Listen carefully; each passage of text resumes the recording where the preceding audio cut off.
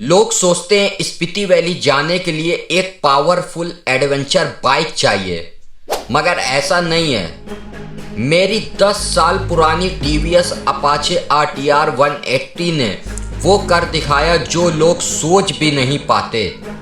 ये सिर्फ एक ट्रिप नहीं था, ये सर्वाइवल था, ये टेस्ट था, और सच बोलूं तो एक गलती मेरी जान भी ले सकती थी।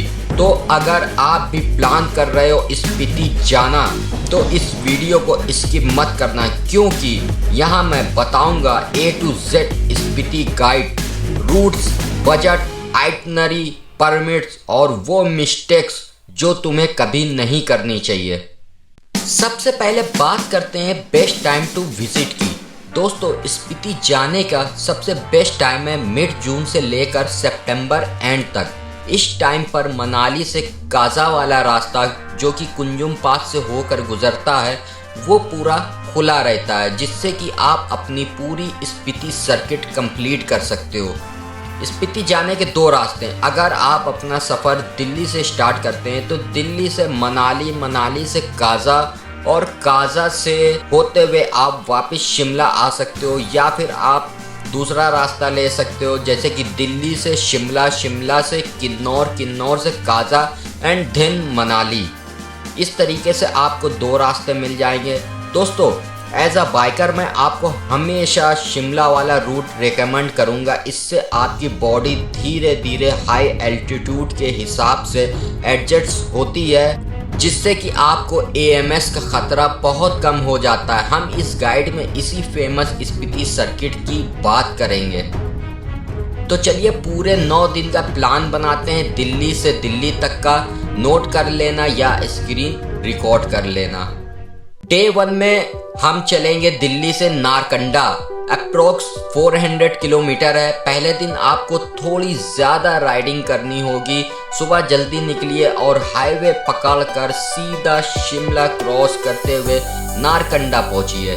नारकंडा में आपको भीड़ थोड़ी कम मिलेगी और होटल्स भी बजट में मिल जाएंगे। डे 2 में नारकंडा टू चिटकुल या सांगला अप्रोक्स 160 किलोमीटर के अराउंड रहेगा। यहाँ से असली पहाड़ी रास्ता शुरू होते हैं। सुतलेज रिवर आपके साथ साथ चलेगी। आज का दिन आपको इंडिया के आखिरी गांव चिटकुल तक ले जाएगा। किन्नौर वैली की खूबसूरती आपको यहाँ से दिखनी शुरू हो जाएगी।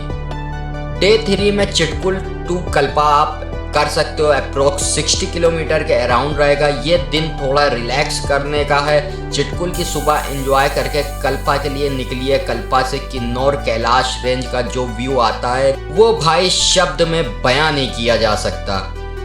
अब आप अगर डे 4 कल्पा टू नाको करते हैं तो आज लैंडस्केप पूरा चेंज हो जाएगा।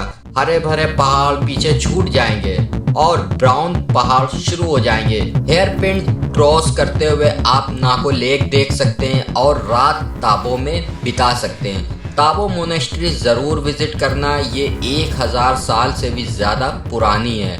डे 5 दोस्तों, ताबो से काजा वियो धनकर अप्रोक्स 50 किलोमीटर के अराउंड रहेगा। ये रूट छोटा है पर बहुत सुंदर है। रास्ते में धनकर मोनेस्ट्री आएगी जो एक पहाड़ की चोटी पर टिकी हुई है। दोपहर तक आप स्पीति वैली का मेन हेडक्वार्टर काजा पहुंच जाएंगे। Day 6 Kaza local sight seen आप करना। आज लगेज होटल में रखिए और बाइक फ्री करके निकलिए काजा के आसपास। Comic world highest village connected by motorable road, Hikkim world highest post office. यहाँ से अपने घर वालों को एक लेटर ज़रूर पोस्ट करना। और लंगजा द बुद्धा स्टैचू, शाम को की मोनेस्ट्री का सनसेट ज़रूर देखना।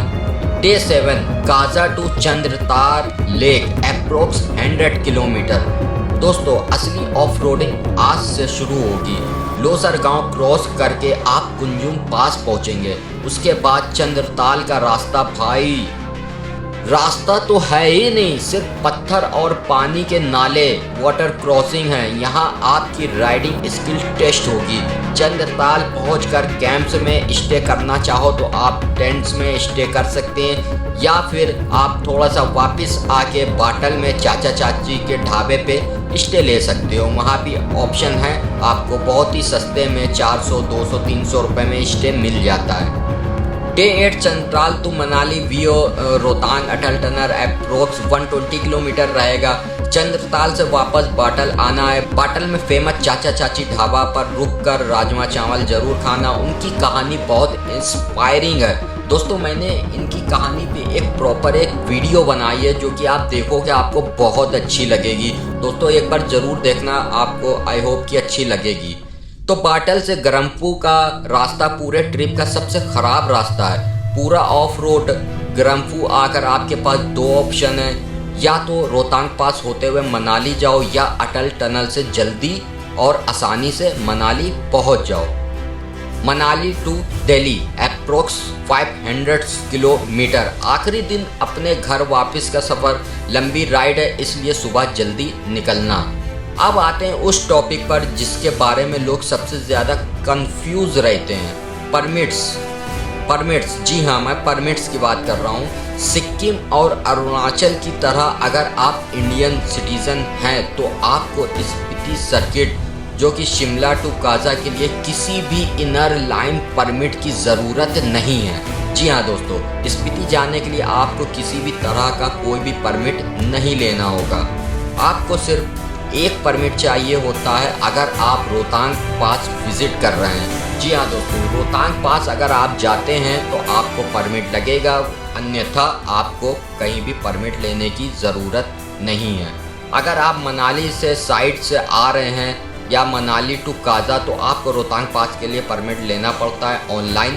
पर अगर आप हमारे बताए गए route Shimla to Kaza to Manali से जाते हैं और वापसी में अटल टनल यूज़ करते हैं तो आपको किसी परमिट की टेंशन नहीं लेनी। टोल्स के अलावा आपका परमिट कॉस्ट प्रैक्टिकली ज़ीरो है। जैसे मैंने बताया, मेरी बाइक 10 साल पुरानी TVS अपाचे 180 है। स्पीति में फ्यूल इंजेक्शन बाइक्स आसानी से चलती है, पर कार्बोरेटर वाली बाइक को एल्टीट्यूड पर ऑक्सीजन की कमी से सांस लेने में तकलीफ होती है। अगर आपकी बाइक पुरानी या लो सीसी की है तो ये 4 चीज़ें ट्रिप से पहले ज़रूर करवाएं।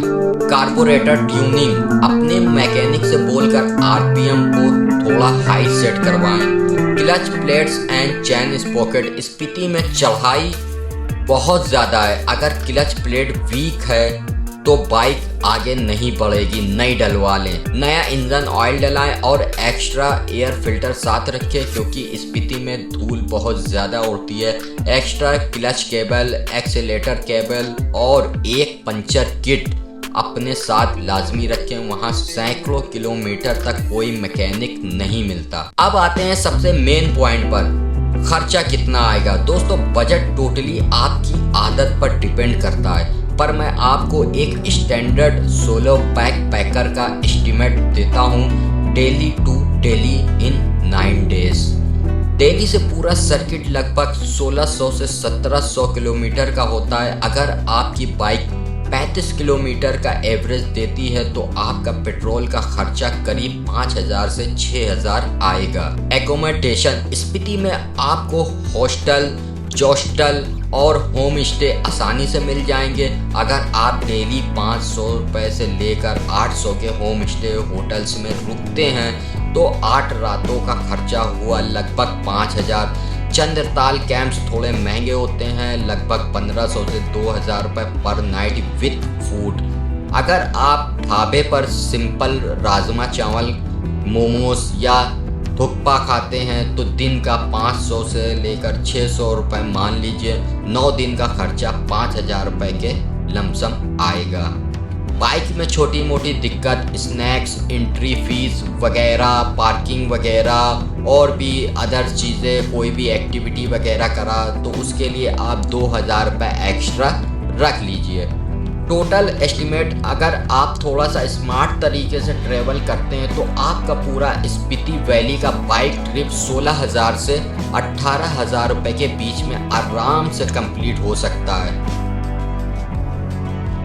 तो दोस्तों, ये था मेरा complete guide Spiti valley trip के लिए। अगर ये वीडियो आपको थोड़ी सी भी हेल्पफुल लगी हो तो इस एसएमआर राइडर चैनल को सब्सक्राइब जरूर करना। वो लाल बटन दबा दो यार, आपके सपोर्ट से ही मुझे ऐसे दूर दराज का सफ़र तय करने की हिम्मत मिलती है। कमेंट्स करके बताओ कि आप अपनी कौन सी बाइक पर स्पीति जाने का प्लान बना रहे हो, और अगर कोई डाउट हो तो पूछो, मैं हर कमेंट्स का रिप्लाई करता हूँ। मिलते हैं अगले किसी नए रास्ते में, नई मंजिल पर। तब तक के लिए ride safe till then, take care and bye bye.